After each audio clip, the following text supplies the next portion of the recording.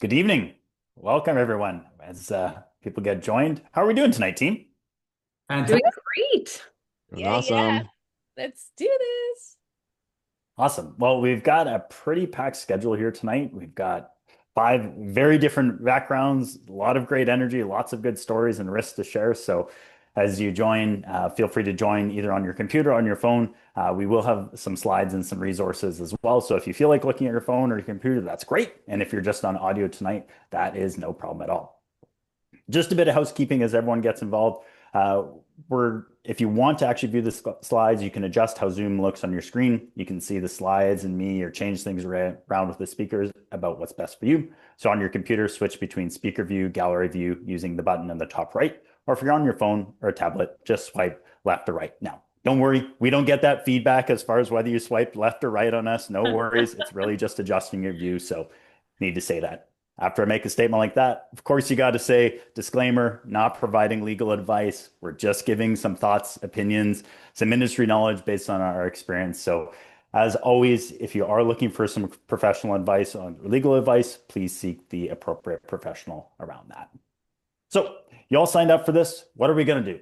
Well, today's session, you're going to walk away with the top 5 hidden risks, in our opinion, that landlords often miss. So our panel of experienced landlords will show you what to watch for, how to avoid trouble, and the simplest steps you can take in order to protect both your rentals as well as your income. We're going to have a Q&A at the end, so you'll see in Zoom there is a Q&A button that you can press to ask something. There's also a chat. The chat's really more for you to engage. We won't really be monitoring that for questions. So if you do want our panelists to look at something at the end, feel free to drop something in the Q&A and we'll work hard to get to that. As well as at the end, whether you're able to stay to the end or whether you have to leave early, we're going to provide you with 5 resources. So each one of us has provided something special for tonight as a takeaway, as well as we'll be sending out the recording for everyone. So you can either rewatch this evening or just use the resources and the contact information to get a hold of us. So who are these 5 floating heads? Well, we've got Kayla here. She is the founder of Ontario Landlords Watch. She's been an advocate for the housing industry since she became a landlord at 18. And if you haven't heard of Ontario Landlords Watch, you must not be from Ontario, but they have been one of the more vocal and powerful groups within Ontario fighting for landlords as well as improving the housing industry for all. She's also ambassador for Landlord Credit Bureau and FrontLobby. And tonight she's going to be talking about overcoming overcrowding in the rental space. We also have Kory. He is a partner at Strategic Success Consulting. He built an 8-figure portfolio by the age of 36, which is super impressive, specializing in conversions, renovations, and multifamily investments. Now, Kory coaches investors through strategic success, sharing proven roadmaps to financial freedom. And he'll be talking about some of the risks post move in. We also have Danielle. She is the CEO of Strategic Success. She is an experienced real estate investor.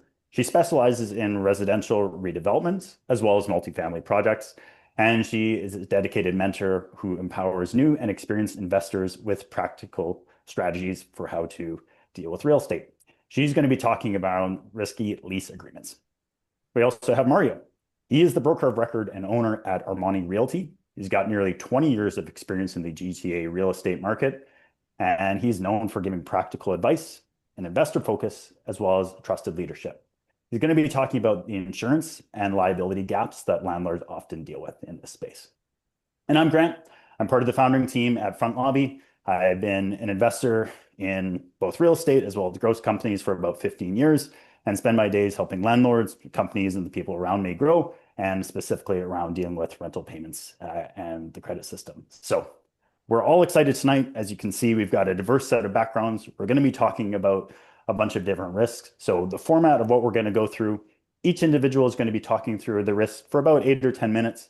Then we'll transition through. At the end, we'll get to your Q&As. So thanks again for joining. We'll have some poll questions that pop up as we're going along.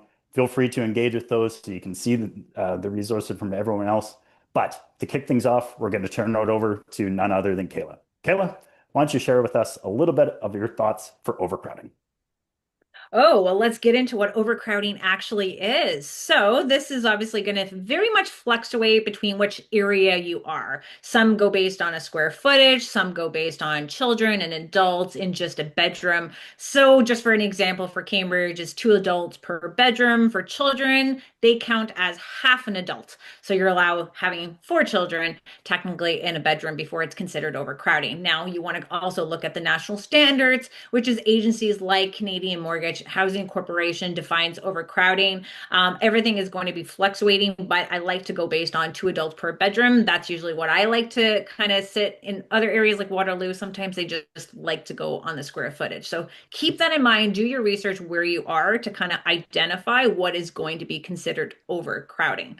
Why is it a risk? It's going to be a risk on many different fronts. One, it's about the safety for the tenants. Two, it's about bringing a lot of risk from municipalities trying to introduce landlord licensing because of the overcrowding. You also have an insurance factor where some people don't quite know, and it's a lot of it's going to come to you through this takeaway, which is going to be sent to you by the FrontLobby team, giving you more information of what you can deal with from the insurance side. But if you are actually renting to multiple tenants who are not related, this could be considered a rooming house or a boarding house to your insurance company, where they may cancel your policy, they may charge you a higher premium, and they may just cancel the policy altogether in a way that you're going to be fully responsible for the damages for that in particular unit if there's like anything that happens. So now again, we sit back and understand like, well, the landlords are not overcrowding. What happens if our tenants do the overcrowding?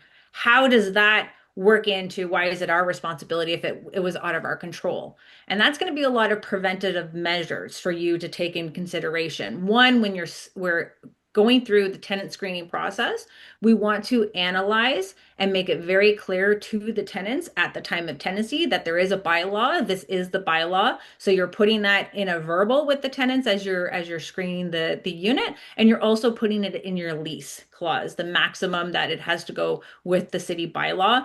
This is a way for you to try to protect yourself, also identifying that it is a risk to the tenants that it could result in an eviction if they do decide to bring in other tenants into the rental units. And you're going to start to figure out how that kind of works into how do we know? How do we know that they're overcrowding? Well, we're going to get ourselves into doing a little bit more inspections on the rental unit. Obviously, you're going to talk to other people in the rental properties because you'll sometimes find out from other tenants that they have multiple people in there. Also, you could potentially have cameras on your property. And the reason why we also have to consider is that there's a lot of wear and tear on your property. And it's also a lot of utilities that could be using because of the overcrowding that's happening. And it's causing tensions between your community because of the fact that we have noise and we have garbage and overflow and the parking and the conflicts of the neighbors actually calling bylaw on you. So this is why we really need to be concerned. My big concern is the insurance because I do not want my insurance company canceling me.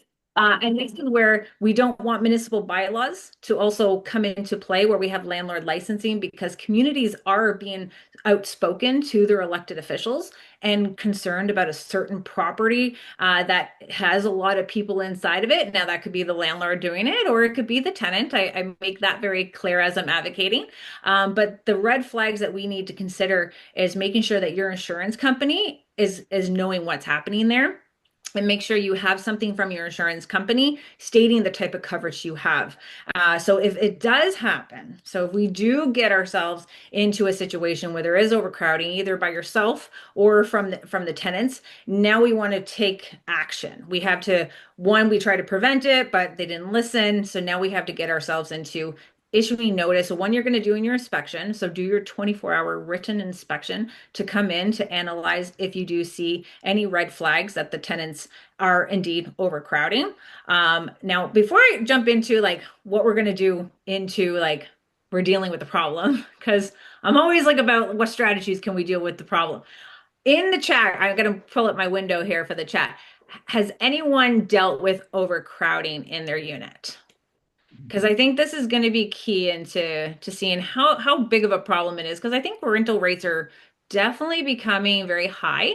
And we are going to see a lot of people congregating together, and this is something that, it become a problem for many of us, and we got to know actually how to deal with it once it does happen. So just take your time there. If you're driving, then we'll get it back to you later, but definitely email me because I want to know.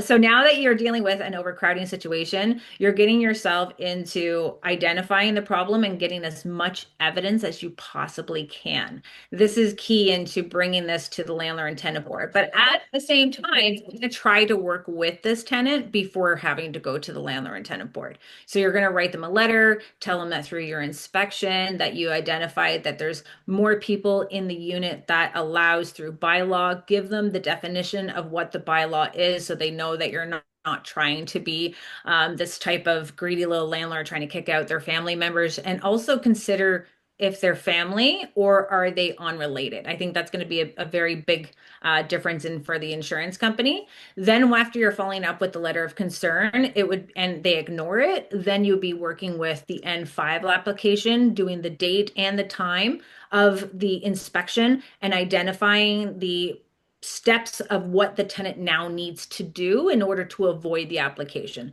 A lot of people will put down the date, the time. Tenant has a lot of people in the unit. Well, you need to also get yourself into, well, why? Why is sorry, the pop-up messed me up, Grant. You can just close it out. While you do that, I'll maybe let people know if you can't see it, I know, it's like, 62% I'm like, what's said going no. on? I'm like, I'm reading that. But once you're getting yourself into them ignoring it and you're giving the evidence to landlord and tenant board, is that you try to work with the tenant. You try to say, these are the safety issues. This is why your insurance is now at risk. These are now the steps that you need to take into providing the evidence to the landlord and tenant board for them to grant a remedy and or eviction if the tenants don't want to comply.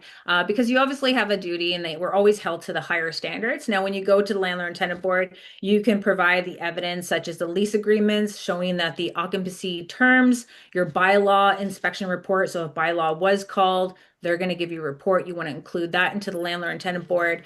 Any complaints from the neighbors regarding parking to show that yes, the tenants are indeed overcrowding in this that type of unit. If you see an increase in spikes in your water or your hydro, having that detailed report of all your bills to show how it's gone up there, videos or photos of extra mattresses or furniture or damages, witness statements from the contractors or the neighbors, communicating records, letters, emails, and texts from going back and forth with the tenant, trying to tell them like, hey, you can't be doing this. The insurance documenting showing the higher premiums or the coverage issues, and maintenance regarding noting unusual conditions. Organizing this in a very strict timeline to the landlord and tenant board so that you're better prepared if you do have to attack this at the landlord and tenant board.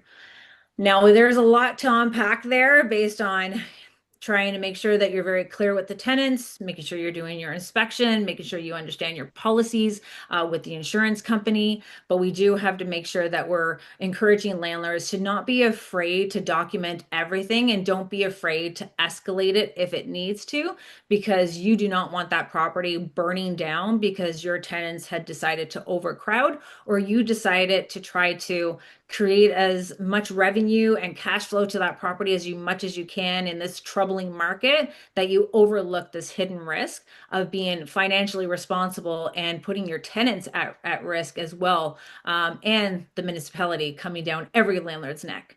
So that's what I have to kind of give you. My handout is definitely going to cover pretty much what I said in more detail, what you should do and how you should say it and how you can talk to the tenants when you are dealing with this type of issue, because sometimes it's just about providing that customer service to the tenants as you're trying to address a concern. So keep that in mind as you're being a landlord, that they are humans too and they may not know. So just bring it to them very gently, but very professionally.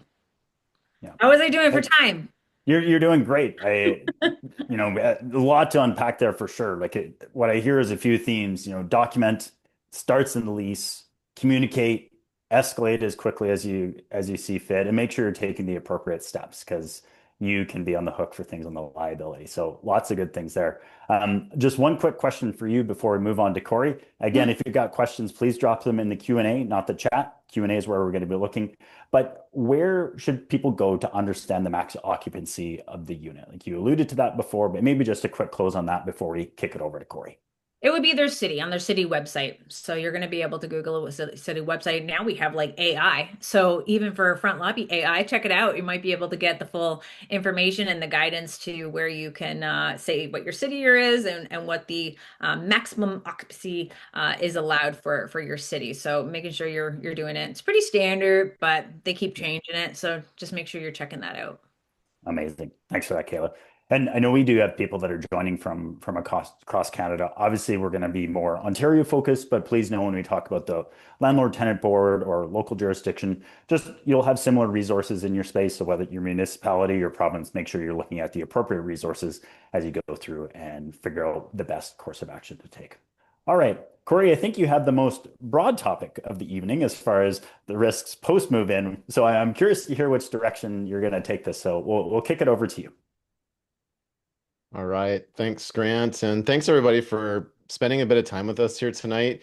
And we know that you could be doing many different things, but you're actually coming and spending that time to learn and educate yourself here. There's a lot of experience here on the call, literally decades and decades. I was trying to add up all of our experience here on the call. It's probably like close to a whole century of experience. But having done hundreds and hundreds, if not thousands of move-ins over the years, I've seen all the different pain points that can come up as a landlord. And I had some pretty good transferable skills when I came into being a landlord. I was in HR, right? So you're making decisions on people all day long, and that can be highly transferable over to real estate.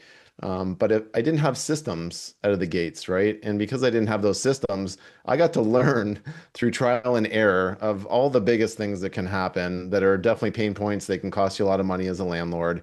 And I'm kind of curious, maybe we can pop the poll up here early on in my conversation, but I'd love to know, do people here have like systems for post move-in? Like we do all this work up front to screen and vet and do our due diligence and make the best decision with who we feel should be in our unit. And then from there, what are people doing after that? Because if you don't have systems, you're going to really struggle and it's going to cost you more money as a landlord. So take your time and vote there. I know it's going to take a couple minutes, and yes, do not do this while driving. That would not be safe. But I've been able to kind of narrow down to some of the biggest pain points for me as a landlord, the ones that cost the most, and that's going to be part of the giveaway here tonight. It's definitely a great expectations document. I've trained my in-house property manager to cover this with everybody, but that moves in, and it's really been helpful, and we can basically just pull it out whenever we need to. And if you think about your time as a landlord, I want to make this really simple, gang. In life, whenever you have a problem or a challenge, it typically comes down to a couple things. It's going to be a communication problem. And even above that, it's going to be a thinking problem. Okay. And if you don't teach your tenants how to think through being a responsible tenant while they're staying in your unit, I always like to use the example. It's almost like you're staying in a hotel. All right. But it's for like a year or 2 years or 3 years. And if you lived in a hotel, you wouldn't just start screwing things to the walls and totally changing things around, throwing things out without actually at least calling down to the front desk and seeing if that was okay. And if it wasn't okay, then, it's like bring in the maintenance person and whatever. Right. So it's so important to have those systems in place. And I know there's going to be like other people here tonight, like Danielle and Mario. They're going to talk through some of the expectations you should set with your tenants before they move in. But then what you do after you move in is really important too. So I think it's important to have a set communication way and a level of importance for things that come up as a landlord. All right. I always tell my tenants that there's 3 different levels of importance. We're going to have like urgent, like there's water coming through the ceiling. I'm seeing sparks. I don't have any hot water. I don't have any heat. That would be like a code 1. All right. And I tell the tenants like, look, that's not something you text us. That's something like pick up the phone and call the office number, call it multiple times, to make sure that gets known. Okay. Most things will fall under a category two, which is like, we can fix it. Like, hey, something's a little bit loose, or, one of the elements on your stove is broken. We're going to put that on the repair list. And sometimes we do like to batch those repairs as well. So if we have the appliance repair person going out, they can go out and hit 3 challenges in a day. We're not going to let it build up too long, because you have to also understand that you get what you give in this whole relationship. And if you're slow to respond, they're going to be slow to respond. If you're slow to fix things, they're going to be slow to do things that you ask of them as well. And it's very important to make sure that level of communication and how to communicate is very important. I tell them, like, hey, you can message us on our messaging app. We use Buildium, all right? So I highly recommend having a platform to communicate with your tenants on, because then they're not texting your personal cell phone number. And if you ever want to hand the business over to someone else, you can just say, hey, log into the app and you take over the messaging, because I'm in Mexico or I'm wherever, and I want to make sure that the tenants are being looked after. And then the third level of communication would be the nice to haves. Okay. Like, if you want to give us like some ideas of maybe on your anniversary or sign back, these are things that we can maybe consider as a bit of a sign back bonus or whatever it might be. But these are the nice to haves. Lots of times we may not have the budget for it, but we can save up for that, and we can always put it under advisement. All right. So that's basically just having a system of communication with your tenants, which is very, very important. I mentioned the tenant experience. And at the end of the day, you want to make sure that your tenants, even though many provinces, it's a very heavy tenant like focused environment for them with all the rules and legislation, but you want to make sure that you're giving them good customer service. And it definitely helps towards referrals and the tenant doing the right thing on the way out. That's the biggest thing, right? If we can make sure that the tenants do the right thing when they're in the unit, specifically on the way out, that is our number one prerogative all the time. And it's like, leave the unit clean and empty, which sounds simple, but it's harder than you can imagine, because their head is in another place when they're ready to go rent in their next unit, right? The grass may be greener for them. They might want to move on, and then they rush, right? But if you have checklists and if you have systems for when somebody moves in, whether that's how they report damage, how they basically follow all your protocol. I've got 30 points that have been my pain points over the years, everything from, what to flush, what not to flush, how to communicate, how to take care of things when you're in the unit.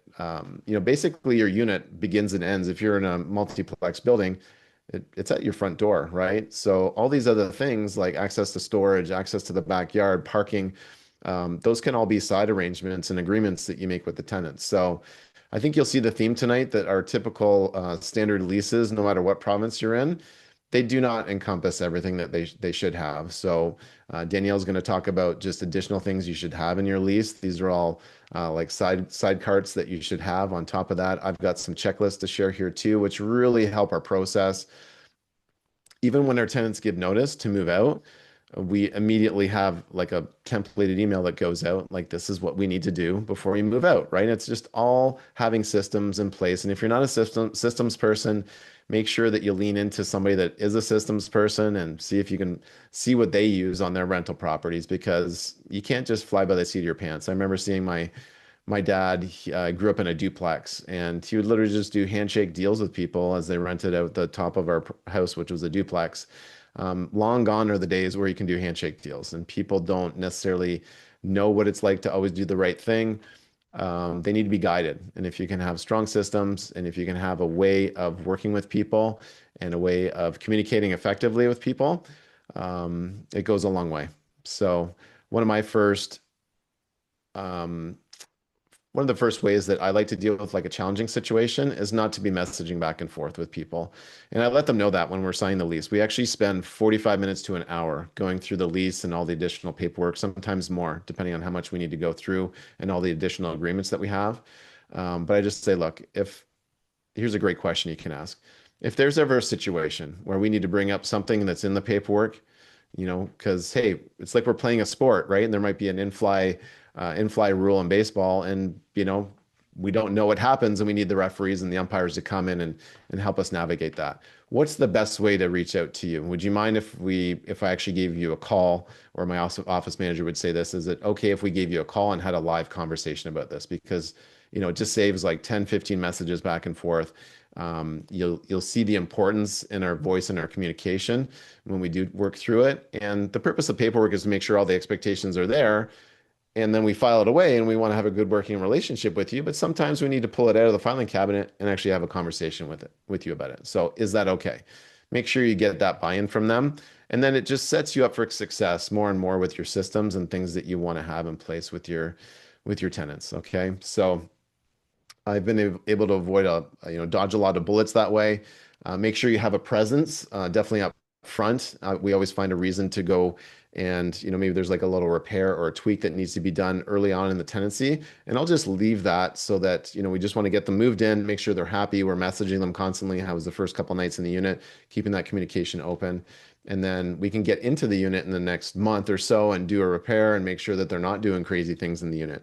All right, so just have that presence, because if it's like, hey, landlord's away, the mice might play, right? So you got to have a presence at your property. You got to have someone doing the walkarounds. You got to have someone picking up garbage on a regular basis. I don't know if people have ever heard of the broken glass theory, but it's true. If nobody's there watching and there's already some garbage on the property, they're going to add to it. So I can't stress enough, gang, to make sure that you have systems in place when you're renting your units. I'd say more systems the better, but there's got to be that sweet spot. Like, have enough to make sure that everybody's getting along, because our three rules are don't do any damage, pay your rent on time, and don't don't interrupt the enjoyment of everybody else in the unit. All right. So if we can keep those three clear, that makes life a lot easier. So Awesome. man, it's hard to do this in like less than half of a TED Talk time. So my time is up, but looking forward to the Q&A at the end. You did pretty well, Kory. What's that? You did pretty well. I was impressed. There we go. What was the result of the poll? I wasn't even able to check here. Who's got some systems? I think 68% said no, they didn't have a system. Wow, you guys are going to get some gifts then at the end of the night. Yeah. Yeah. What I really liked about what you said, we have a great diversity of people on the call. Someone that's renting out their basement, some of them may have 10 or 100 units. And you talked about integrating technology when appropriate. We've seen a lot of new systems and processes that are inexpensive for landlords, but can provide a lot of solutions. And setting those expectations around timelines and communications with individuals is going to be critical. If I'm renting one house, I'm not going to have an on-site property manager or a plumber on call. Like, it's going to take me a little bit longer potentially to respond versus, if you've got a multiplex where you have people on site. So I really liked how you frame that. And I think there's a lot of good takeaways for people. Danielle, we've already talked a lot about some documentation and things, and I know the lease is something we haven't really touched on yet, but like everyone on this call, have lots of conversations around that and how the standard leases, which are provided in many of the provinces here, they're definitely not sufficient. So please take it away. Oh my God. Okay, so the challenge for me tonight is going to be 10 minutes or less. All right, so on that note, I'm going to talk very fast, guys, so buckle up. Here it is, leases. First of all, I want to ask all of you guys, has anybody ever actually rented a rental unit without a proper lease in place?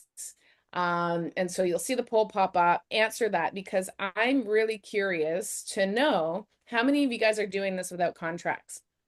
And the lease is a binding contract. So what I'm going to tell you is that the contracts, and people don't want to go around, they don't like contracts because there's a stigma around contracts, but contracts, or if you don't call them contracts, call them agreements, is what is going to protect your investment. Okay, that is a first line of defense. It's easy enough to do. It is a little bit intimidating. It's like doing math. Most people don't like it, and most people don't like contracts, but I'm going to tell you right now, embrace it because you need it. Okay. And the reason why it's so important to have them is because it's going to give you that legal protection. It's going to give clarity to the tenant. It's going to provide some financial security, okay, and some protections to your property. And it's really going to set the standard as to how the relationship with your tenant is going to go. When you show up with a contract, they see that you're professional, and they're going to start acting professional back. So however way you show up, they're going to show up. And if you have less desirable tenants, they're likely not going to want to have you as a landlord because they see that you have yourself together and that you're probably going to hold them accountable. And so they're going to move on. So it's a good way to vet out some less desirable tenants as well. So you really want to set the bar to have great tenants. Now, with the residential, the Ontario Standard Lease Agreement that we have, the OSLA, a lot of people think that that's just sufficient enough, and it's not. And there's a bunch of reasons why it's not sufficient. Number one is because it's to protect the tenant, okay? It's just the Ontario government saw that there were so many different leases all over the place that landlords are putting in clauses that weren't enforceable, that weren't legal, and so they wanted to standardize it, make it easy for tenants to understand. And there really is just a bare bones lease, and you really want to beef it up so that you're actually protecting yourself, which is the whole point of having an agreement, okay? And so I see the poll numbers here showing up. Interestingly enough, there's still 14% of you who've said that you've rented a unit without a written lease agreement. I'd be curious as a follow-up if you've ever had any problems, because I know, Kayla, right? I'm like, what? No, that's gotta be like zero, guys, zero. Zero, I'm telling you, because if you haven't had a problem yet, it will come and it will hurt. It will hurt very much, and you don't want that to happen, okay? The reason why the OSLA, the Ontario Standard Lease Agreement, or equivalent in your province, other provinces have this as well, or even just one from your realtor. Like, even if it's not mandated by your province, it may, all realtors typically, they have a lease agreement, and so you might be using that. You might have downloaded off the internet. You might have had a rental agent who's a realtor who's, put the tenants in place for you and use that. It's not enough, guys. It's not enough. It's a minimum compliance document, doesn't cover like landlord specific risks. There's limited rules. You don't have all of these extra clauses that Kayla talked about, overcrowding. There's no clauses there for what the expectations are that you're going to come and check on the unit every 3 months. And I tell that to my tenants when I'm renting out. I'm like, hey, you know what? I come and do a site visit every 3 months, whether I actually show up or not, which I try to, but typically, like, I absolutely do every 6 months, but every 3 months is what I tell them. Again, it's going to vet out those tenants that are maybe a little bit less desirable, right? But if you don't, the gaps in the standard lease agreements are just so big for us. It's a huge risk not to. So what you want to do is you want to have a bunch of clauses included in your rental agreement, okay? So what you're going to do is you're going to create an addendum. You're going to go to a paralegal. You're going to talk to people who are doing this all the time and know what clauses to have in place. And you're going to say, hey, what clauses do I need to put as an addendum and attach it to this rental agreement? Because standard rental agreement is just going to have terms, start date, end date, what the monthly rent is. There's really not much beyond that, okay? So here are some things that you're going to want to include, okay? Kayla already talked about it. I saw as well, like a clause for overcrowding, okay? This will help you with people bringing in roommates and just having people come in and you have no control over who's in your unit, okay? It will also help you avoid having roommates turn into tenants that you didn't realize through implied consent, which is maybe you're taking the roommate is giving you the rent that day, rather than the actual person who's on the lease, and you can actually not wanting to make them into a tenant, and that can happen. So there's like risks involved with not having these clauses, okay, guys?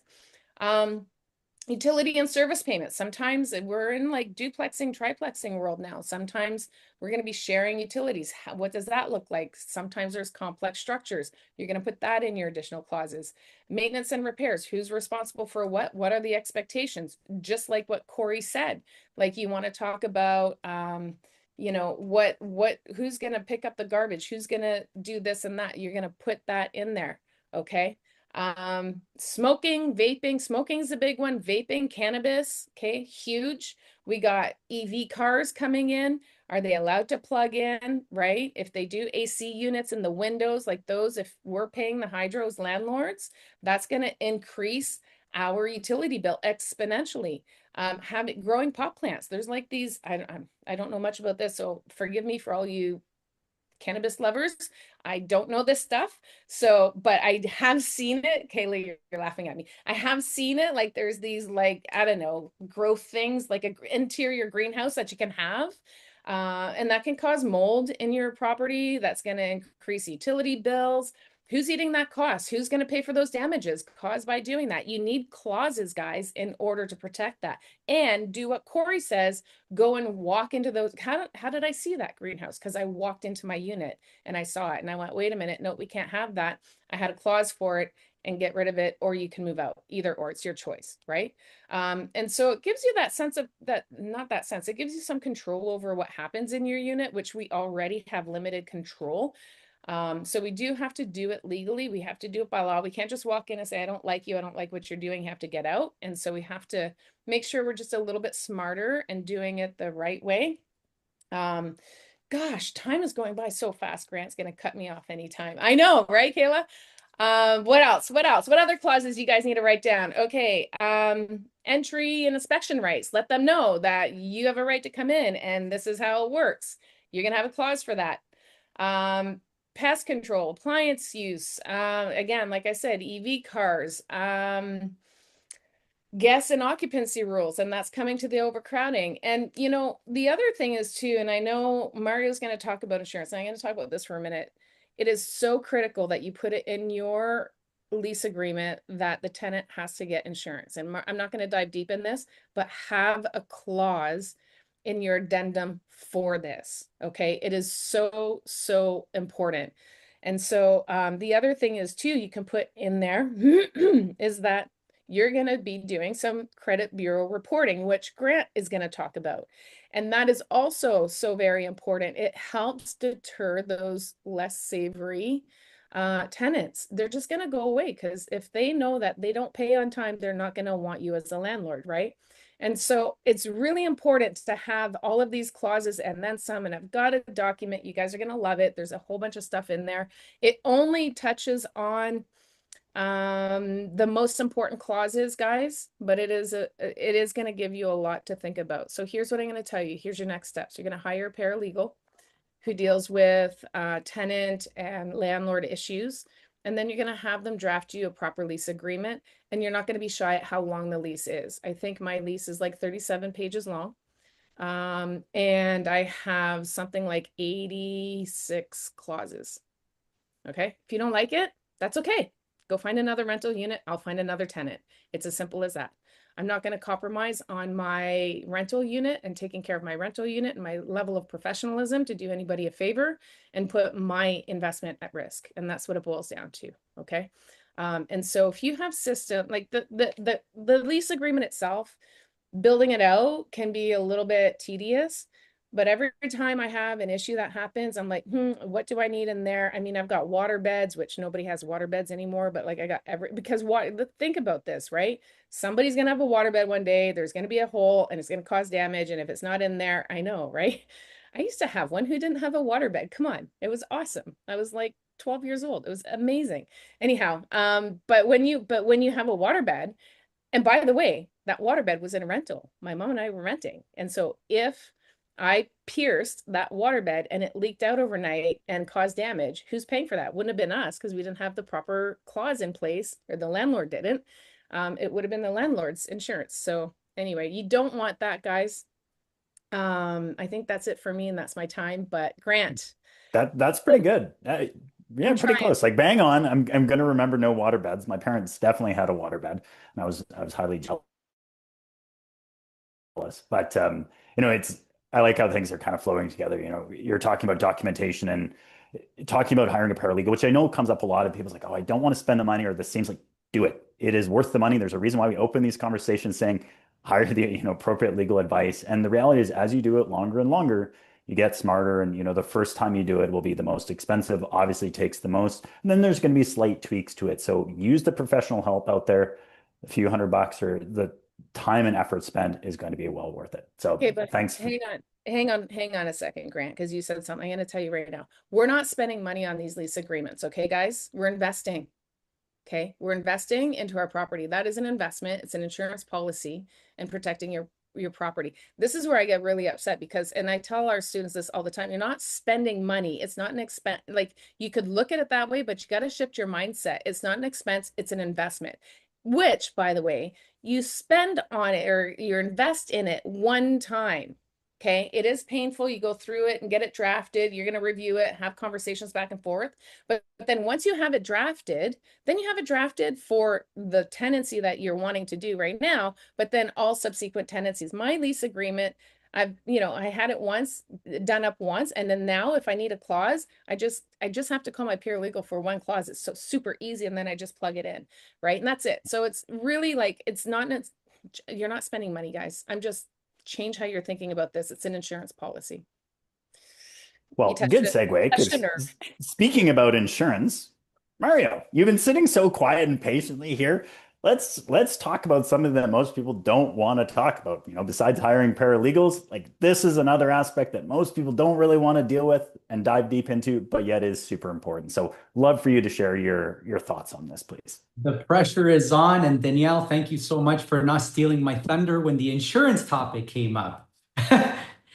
So it's going to be a little bit of a challenge presenting something as well as the last three presenters, but I'm going to give it a quick shot. I also jotted down some notes because I feel each of you guys said three things that were very important, and I'm going to relate it to the topic which I'm going to be discussing, which is insurance. So first and foremost, I decided to talk about insurance because since I am a real estate agent, I own a brokerage, I often see a lot of landlords kind of taking that step of the landlord and tenant process and kind of putting it in the back burner when it could be a very, very costly mistake. I noticed that Kory he had posted something on the board saying how he had a total loss on a triplex due to a fire, right? So there's lots of things that can happen, and this is why insurance is very important. So the moment that you go ahead and you rent out your property basically turns into an investment. It's a business. And standard homeowners insurance usually does not cover any rental activity. So it can leave a landlord really exposed, and it could cause a very big problem. So some of the top risks without proper coverage, you could be denied a claim for fire, water damage, any tenant accidents. There could be personal liability if someone is injured on your property. This is a very big one. Let's say the tenant has somebody that comes over and they fall down the stairs. Well, guess what? Now that guest of the tenant, if the tenant doesn't have insurance, they're suing the homeowner. There's also, for example, if there's something catastrophic that happens within the rental property, if you have tenant's insurance, the insurance will actually pay you for any loss of rent. To me, this is one of the biggest things and why it's important, because let's say your property would take 6 months to a year, which I've had a lot of clients where their property's been inhabitable for a year. Now you're losing 1 year of rent. So if your property's not paid off in cash, guess what? You're still making monthly payments to the mortgage every single month, which obviously, unless you have very deep pockets, it's going to be kind of difficult, right? So there's going to be a lot of out-of-pocket costs, lawsuits, legal fees. These are all things that insurance will definitely help you. So one thing that I did want to kind of point out is when issues happen, Kayla had mentioned, document everything. So I want to really stress that. I think it's extremely important, and you want to document any type of incidents that happen. I know it's not relating to insurance, but like, let's say when a tenant is late on their payments or not paying, just you want to make sure you're documenting everything, because when it comes time to, let's say, go to an adjudicator or go to landlord and tenant board court, the first thing that they're going to ask you is, where is your documentation? If you don't have your ducks in a row, guess what? It's going to make your claim that much more difficult to win. So I want to talk about the differences between, let's say, a homeowner's policy versus a landlord's policy. With a homeowner's policy, if you live there, you're covered. If you rent it out, nothing's covered. If you have a landlord's policy, for example, it would cover the structure of the house. The tenant's policy for the tenant would obviously cover their their things, like let's say their furniture, their clothes, jewelry, whatever they may have. And the liability aspect is something that's very important. Getting back to, once again, if somebody falls in their property or one of them unfortunately passes away because, let's say, I don't know, they fell in the house or something catastrophic happened, you obviously would have some form of protection, right? To me, the liability aspect is probably the biggest reason why you want to have insurance. If I can give anybody a little bit of a tip, when you actually go ahead and get insurance, make sure that you ask the tenant to get a $2 million liability policy at a minimum. I know a lot of people still do 1 million. I don't really think nowadays $1 million of insurance is enough coverage. So obviously this is something that you can try to achieve. Something that I also want to talk about, and I want to bring up Kory. He mentioned systems, and basically what you do after the fact is extremely important. So one of the things that I do feel is that I see it oftentimes at the beginning of a lease, a landlord will ask for insurance, the tenant will give the insurance. So one of two things happen. First and foremost, the landlord actually doesn't verify if that policy is really legitimate. There is a lot of fraud going on. A lot of people are making fake insurance binders. I've seen them personally. So you want to definitely double check that the insurance policy is active and valid. And getting to Kory's point, down the line, whether it be 3 months, 6 months, at the time of renewal, you want to make sure that that policy is still active. Is the tenant paying for that policy? Did the tenant cancel it? As you know, a lot of the times tenants, they might have a financial crunch. 6 months down the road, they don't have as much expendable income. They'll cancel the insurance just to save the 40 or 50 bucks a month, right? So you definitely want to keep up to date to make sure that the tenant is actually keeping the policy active. So I think it's extremely important. And also from the Ontario standard lease, tenants insurance is something that, there needs to be clarity. Going back to now what Danielle said, make sure it's in the contract. You want to take adequate time explaining to the tenant. And I feel that that communication is very important, where you sit down with the tenant and you're kind of explaining, like, look, this is the reason why you need to have insurance. A lot of the times, tenants, they feel that they don't need insurance and they don't understand the liability portion of it. But at the same time, if you take your time to explain, hey, guess what? This is very important because a policy is only going to cost you $400 or $500 a year. But what you are getting for that policy is a lot of protection should something unforeseen happen.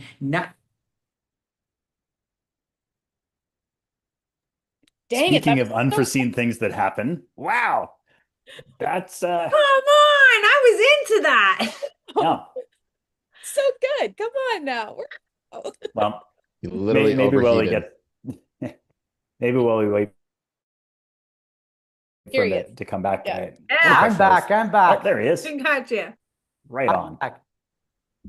Perfect time to have an internet outage right in the middle of your presentation. Can everybody hear me?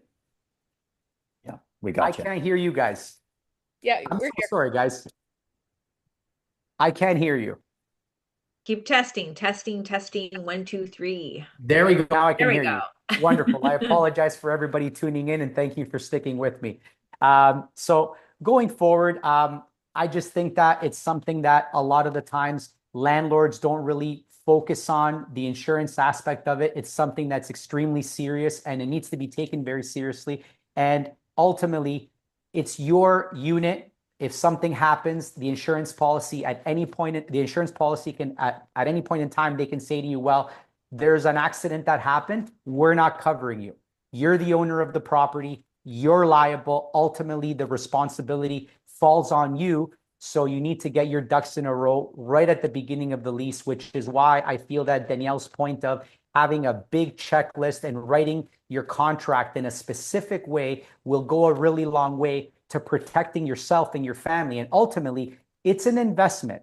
Just like Danielle said, you're investing a lot of time, a lot of money, a lot of effort, and ultimately you want to protect that investment. And something as simple as doing the right thing, like getting a proper insurance policy at the beginning of the lease, will go a long way. So overall, I've noticed that a lot of landlords, they actually don't switch their policy from a homeowner's policy to a tenant's policy. Sometimes they have a home and they decide to go ahead and rent it out, but they keep the policy the same, thinking that the landlord's policy is actually going to be more expensive, when in fact, a landlord's policy is actually cheaper than a tenant's policy in many cases.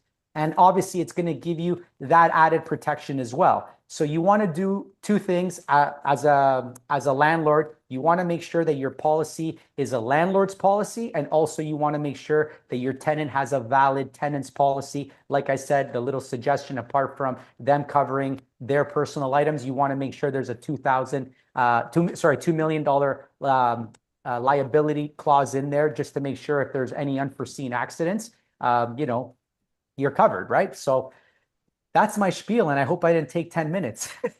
That was good. You dropped off, came back, and I've got you at 9 minutes and 18 seconds. Wow. So Score. I'm going to actually give a follow-up. I loved how you talked about checking in, verifying before people move in. I find that's often missed. Like, people will think, ask for renewal within a year. Can you maybe share some steps around how you would actually go to validate that insurance that, it has been bonded? Yes. So personally, one of the things that I've done in many cases, I've actually contacted the insurance broker directly. I've contacted the insurance company directly. You want to make sure that policy is valid. Like I mentioned earlier in the presentation, there's a lot of fraud going on. There's a lot of fraudulent documents. A lot of people are getting extremely savvy with Photoshop and AI, and there's a lot of things that look very, very real, from job letters to employment letters. Like I said, the insurance binders are something that I've seen forged a lot more often over the last 6 months to a year. So these are things that you kind of want to make sure that they're valid. But more importantly, getting back to what Kory said, which I feel is extremely important, what you do after the fact is extremely important. So you'll want to kind of I usually do it every 6 months. And at the time of renewal, I'll also make sure that insurance policy is still valid, just to avoid any unforeseen problems. And I have my poll question, which I didn't talk about at the beginning, but I wanted to ask everybody if they still felt that owning a rental property was still a valid investment in 2025. So this is something that a lot of people feel it's not necessarily because there's no money in it. It's more than anything because of the large added risk of tenants basically dictating the terms for landlords, right? So I'm always curious to hear the public's perception, if they really think that owning a rental property is still worth it. So good question.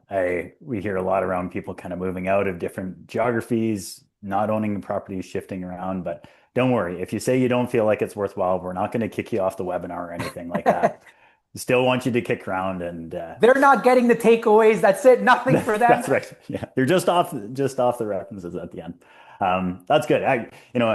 You talked about a lot of good things, and it ties in a lot to what I'm going to talk about as far as disappearing rental data. I mean, it's no surprise to anybody. You've seen a huge increase in fraud, and you've seen delays at local tenancy branch. You see everything from screening challenges to having problems getting individuals out that stop paying their rent. And so what I want to talk a little bit about is the challenges when you're looking to find a tenant that moves into your property. Like, one of the challenges is we're not even talking about evictions or damages or some of those major things that can actually end up in the court system. There's often no way to verify whether someone has actually paid the rent or not. And so if I'm renting a property and I just decide not to pay rent, I don't actually get to the point of being evicted. Typically, no landlord or no other individual knows that. And that poses a serious challenge, especially when you look in Canada that a majority of the housing is still provided by small independent housing providers. We all alluded to this on our conversations. When your tenant doesn't pay your rent, that puts you at risk because you have to pay your mortgage. There's still lenders. And within the housing space, there is not the protections that exist with other creditors in the space until recently. So this comes up in a couple of ways. One, we're talking about the ability to report rental data to the credit bureaus. And why that matters is that when rental data is on the credit bureaus, it's verified as being accurate.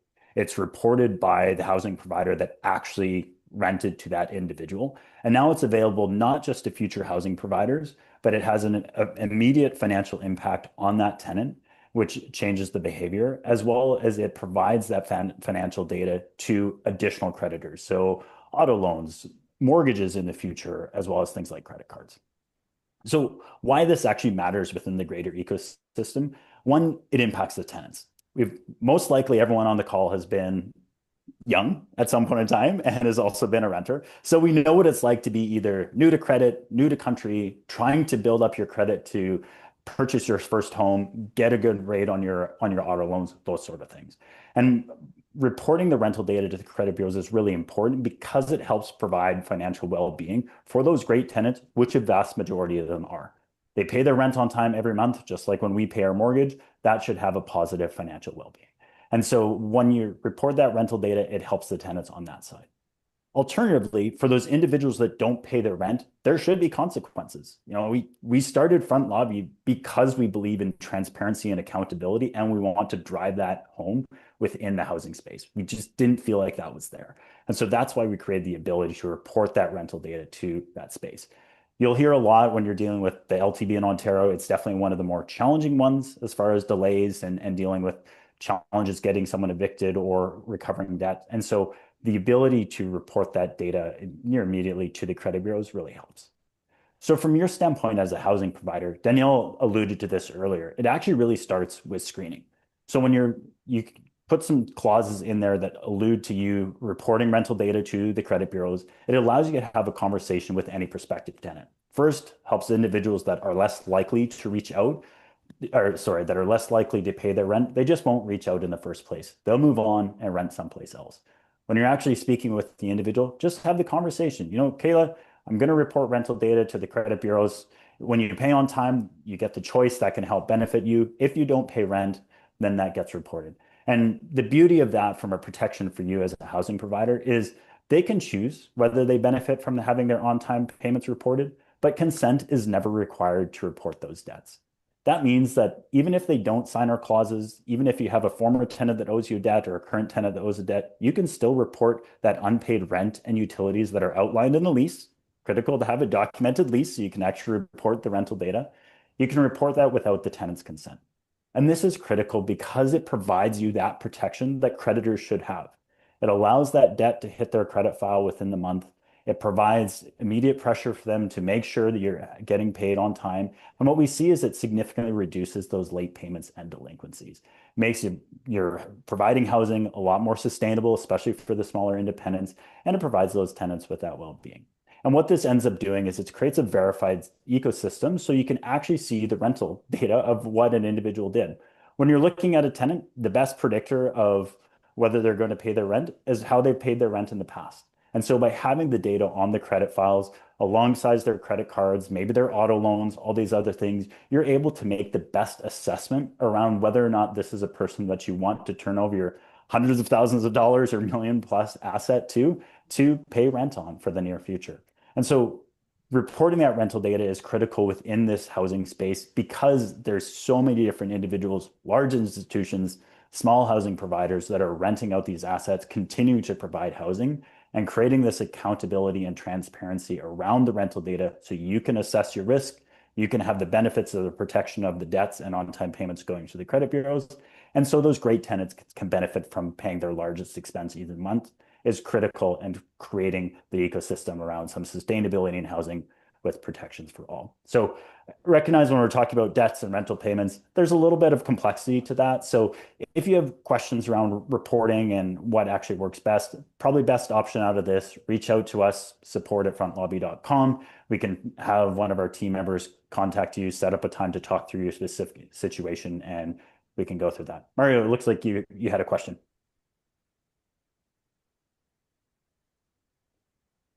I think you're on mute, actually. Mario, if you can hear me, we can't actually hear you. You might need to reconnect your sound.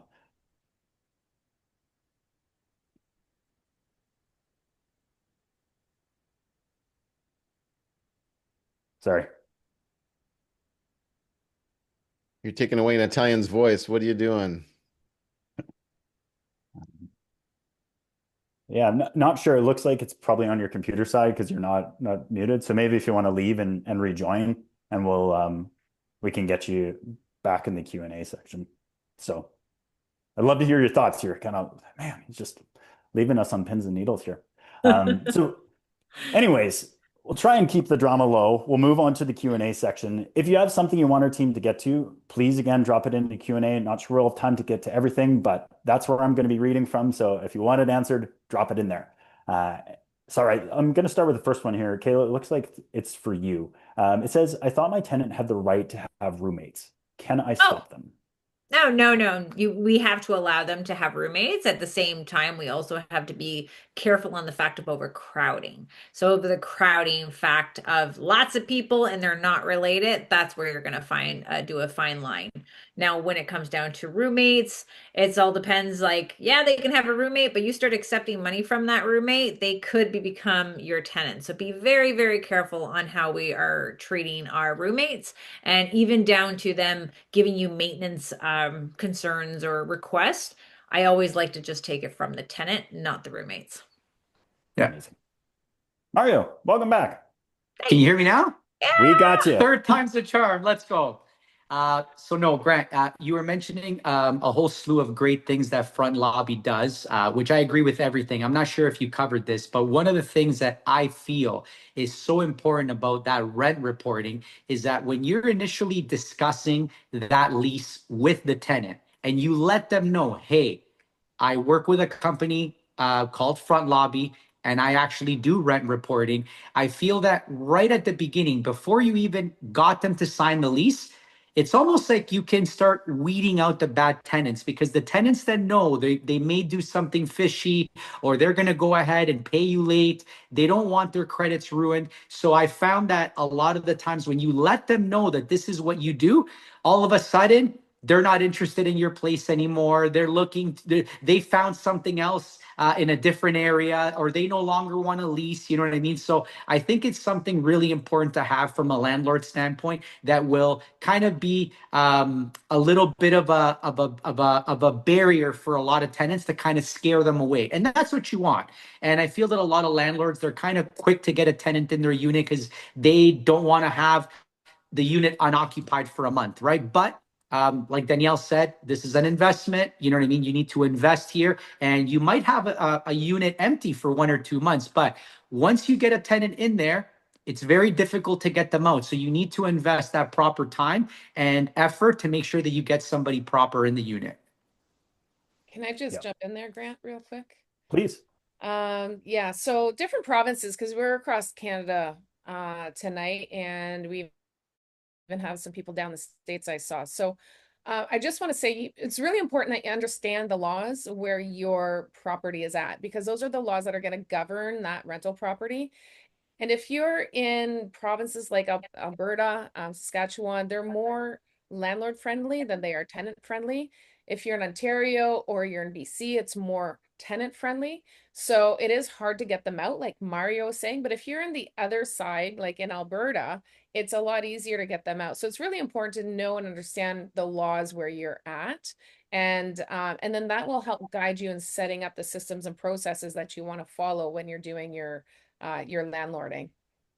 Yeah, no, it's a good point. And I mean, we obviously can't touch on everything, but a lot of stuff that's been talked about tonight actually happens in parallel with your local laws. You know, talking about hiring a paralegal that can help you understand your lease to set you up for success. When you're looking with deal with an insurance, you've got brokers and people to deal with that can tie back to your lease.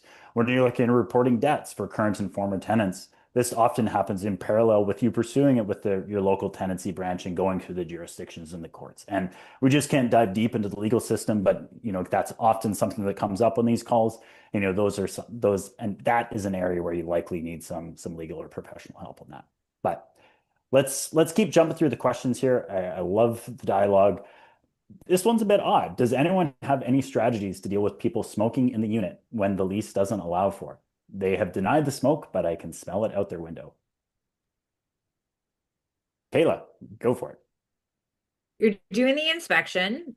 look inside of the windows. If you can kind of see that yellow residue off of the windows or the walls, documentation of that, and making sure that everyone else in the rental property is not a smoker, and have something in writing from them stating that I'm a non-smoker, I do not smoke inside. And then you can kind of build that case to say, what you're saying to me is a lie, right? So I think it's all about that overall evidence that you're bringing to the landlord and tenant board, and also look at your city bylaw, because there was different bylaws that have been put through regarding smoking in units where it is conjoined to other rental units. So you might be able to utilize that in your evidence when you bring it to the landlord and tenant board, if that helps. It's hard to do. Like, it's really hard to do, but if you can kind of get that residue and you see the cigarette packs and you know that the person smokes, but they haven't went outside in a very long time, chances are they're smoking inside. And you can walk in and you can bring a witness with you, and having that witness indicate that they went into that property in that unit, and they can definitely smell the residue of cigarettes. Especially for a non-smoker, they are going to be your secret weapon. Yeah, and I just wanted to, again, I was going to say that about a witness, because a lot of times they'll come in because they smoke in cars. They smoke in cars. They'll walk into their unit with the cigarette. And so you're going to have it's going to be a lot more at the board level. If you got to challenge it, it's going to be a lot more enforceable. It's going to be easier for the adjudicator to go in your favor if you have that witness. So if they say they can smell it, they saw it, and if they say, here's a big one too, it's like, it's interrupting the peaceful and quiet enjoyment of my unit, because the scent is going, especially for cannabis guys, because the scent is going into their unit. So that's really going to make it easier for you to have that in court for sure. Yeah. Sorry, we're going on smoking. It's a very big thing for me right now. So I want to make sure that people understand, when you're going into like getting the evidence for the smoking, if you do have someone in the building that hasn't they're allergic to it, they are going to be that person that you need to bring in person to the landlord and tenant board. Don't even bring the paperwork that they're going to sign saying that they're allergic to it in the medical records or whatever. You're also going to bring them to the landlord and tenant board with you.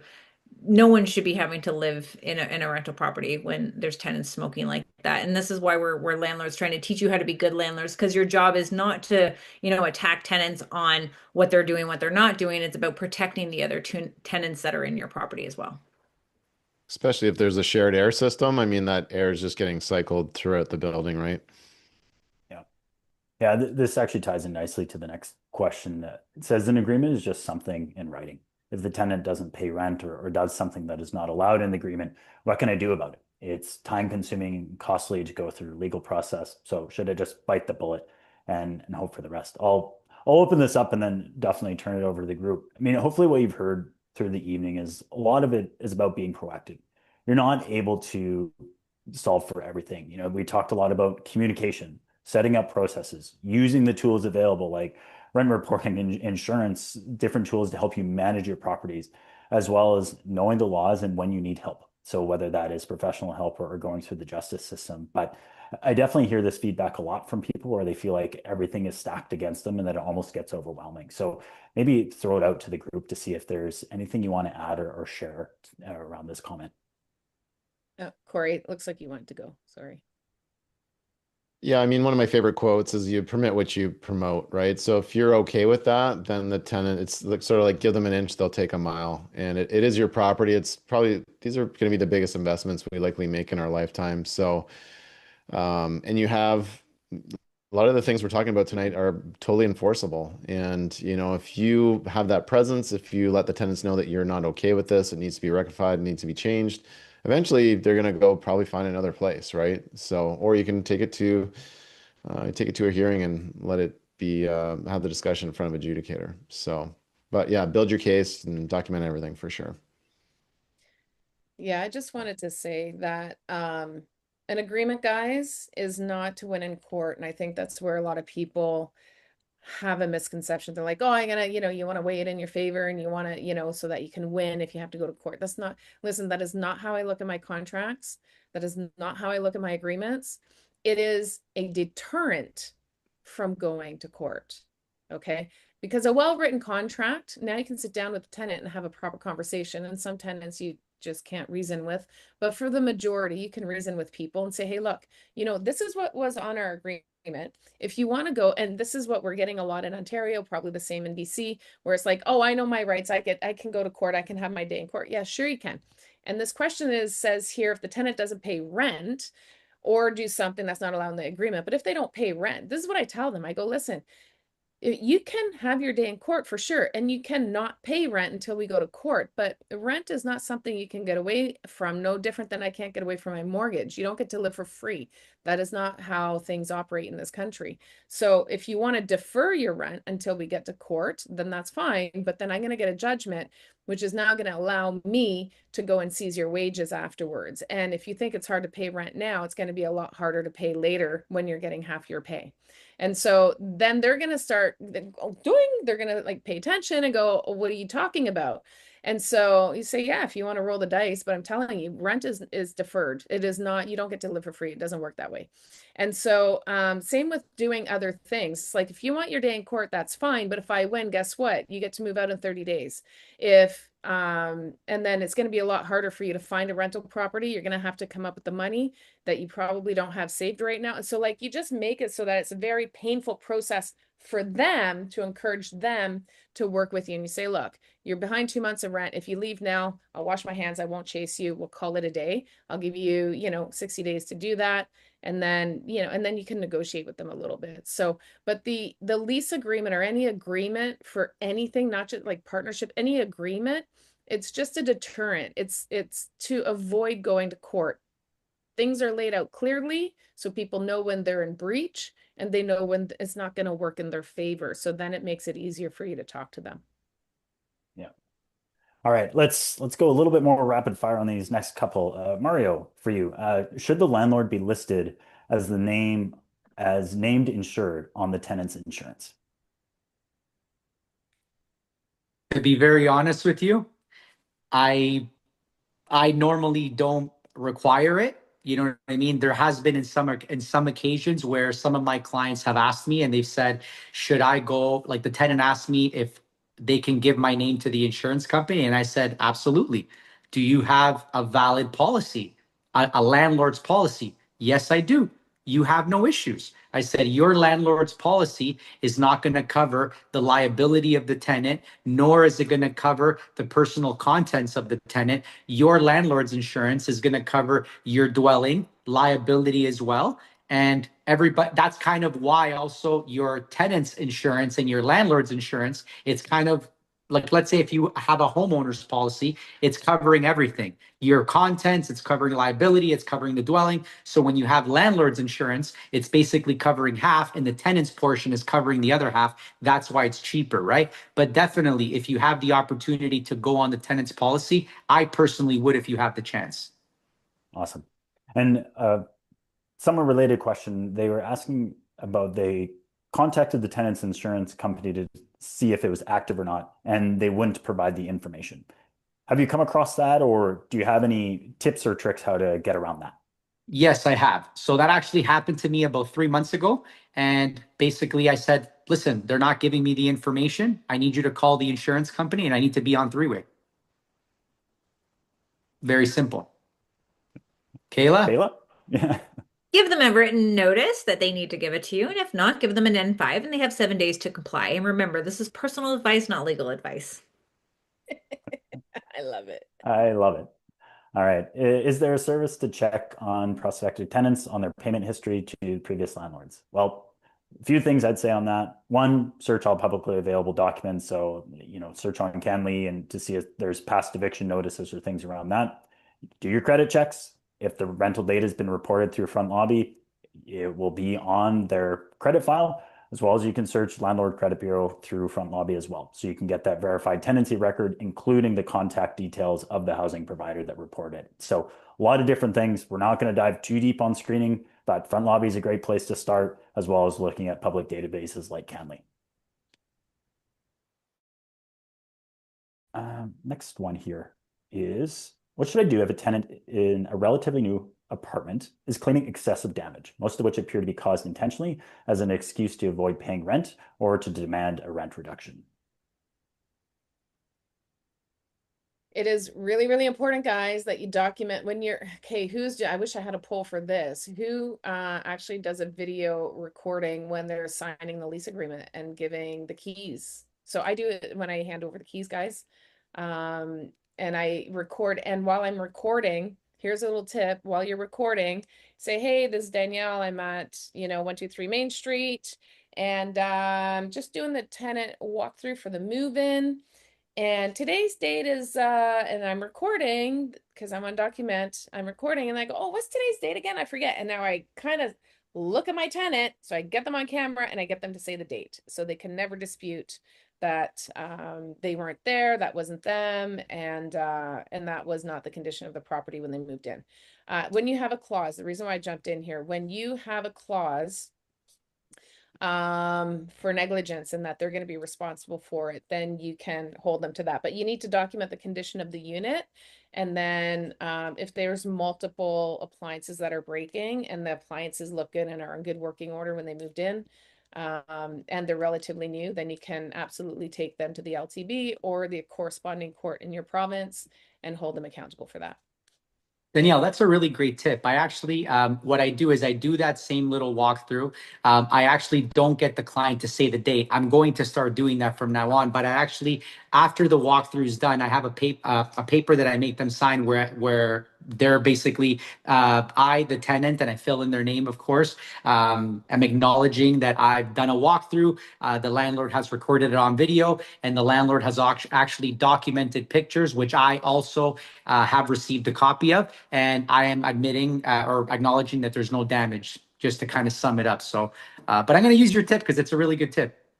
I actually have a 7-page document that they sign, and like for every anyway, I can show you what that is, but like where the condition of each thing in each room is actually documented as well as the video recording. And you should also have a clause that they have to be there in person for the walk in and walk out, and put that in the lease agreement that gets signed before you actually do the move in. I actually had a tenant that didn't want to be there at the move-in. I said that then you're not getting your key today. You're not getting it until we meet. They're like, oh, but we booked the truck today. Well, then let's meet at the property. Like I booked it, so I've got it in my calendar. So yeah, really important. I think as landlords, we oftentimes, not we, but like just landlords in general, they kind of, let's say, okay, they didn't pay me today, they're going to pay me tomorrow, and we kind of let it slide. Unfortunately, for everybody that's watching this, you cannot give any chances. Everything has to be by the book, even from the standpoint of giving a notice. Sending a text message is oftentimes not considered a notice. You have to give notices in a proper way. There is a way to do everything. Getting back to what Danielle said earlier, you need to invest in understanding the proper processes on the whole thing, because if you don't, it's an issue. Write this down, guys. A notice gets noticed. A notice gets noticed. And truthfully, when you do that and you do it consistently on the second day of the month, they don't pay rent on the first, give them a notice on the second, say, look, guys, it's just procedure. I know you're going to get me the rent, and you can be really nice about it. But then if they see that you're like, how you show up is how they're going to show up, right? Write that down. How you show up is how they're going to show up. And don't deviate from that, guys. We do get complacent. I have, and I've paid for it. Believe me, I have. We're not perfect. We're human. Didn't Kory say that line? Did you steal his line? We hang out together way too I think much. they work together a I little knew bit. it. So yeah. Yeah, it's so important, gang. Like the power of your cell phone, like do what Danielle's talking about. Like literally document it and just say, look, this might take 10 minutes or whatever, but we need a snapshot in time, right? I was literally doing this 15, 20 years ago with a camcorder, like just recording things, because it's just, I literally had someone put a shrine up on the wall with like 30 pictures, like nails on, like with every picture they wanted to hang. I'm like, this is never happening again. I'm just going to videotape everything, right? And it's so if they're trying to claim all this damage, it's like, okay, well, you have the Google folder or the Dropbox folder of all the videos and pictures when you moved in, right? It'd be interesting to compare that information with the information that we have today. It's just Kory, something that you said earlier, which I loved in your presentation, you said, go to the property check. that's something that I often do. So I'll go ahead every 3 or 4 months, I'll drive by one of my properties, and let's say I'll email the tenant or I'll send them a text and I'll just say, hey, just wanted to let you know I passed by the house today. Everything looks great outside. Thank you so much for keeping everything in a nice and good in good order. And at that point, they're happy because it's almost like you're giving them a pat on the back. They're very motivated with the whole situation. And guess what? They also know indirectly, hey, this guy's checking, so I better maintain everything properly, or he's going to know about it, right? So I definitely think being on top and documenting things and kind of making those little touches are little steps to preventing problems. They are.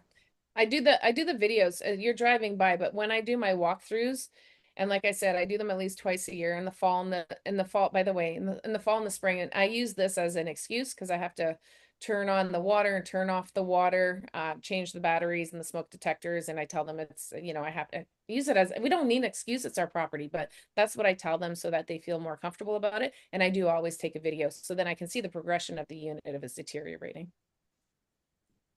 Lots of good advice. We're coming up on time here, so we're going to have to cut this short. I know there's a couple Q&As in here. We can follow up on that. You're going to get a recording. There's resources that will be sent out. I mean, I'm excited to look through the resources that are going to be sent. I know there's a lot of good clauses and things that are coming your way and information. And if I can provide a quick summary, hopefully you've got from today, communication is key, team. Having hearts come up on your screen, apparently also awesome. But thinking about communicating with your tenants, putting processes in place so that even if you're brand new, you start to build a community around it. The housing industry is awesome for this. We all have to rely on each other, different individuals as we go through this journey together. That's what helps provide the sustainable space. So whether it's looking at rent reporting, looking at paralegals, screening tools, getting an appropriate lease set up, all having the appropriate insurance in place, document, build your team, build your process, and make sure you're communicating with everyone, your tenants and your team appropriately. So thank you very much to everybody for joining us. Thanks to the rest of our hosts here for sharing all your valuable insights. There's a lot to share.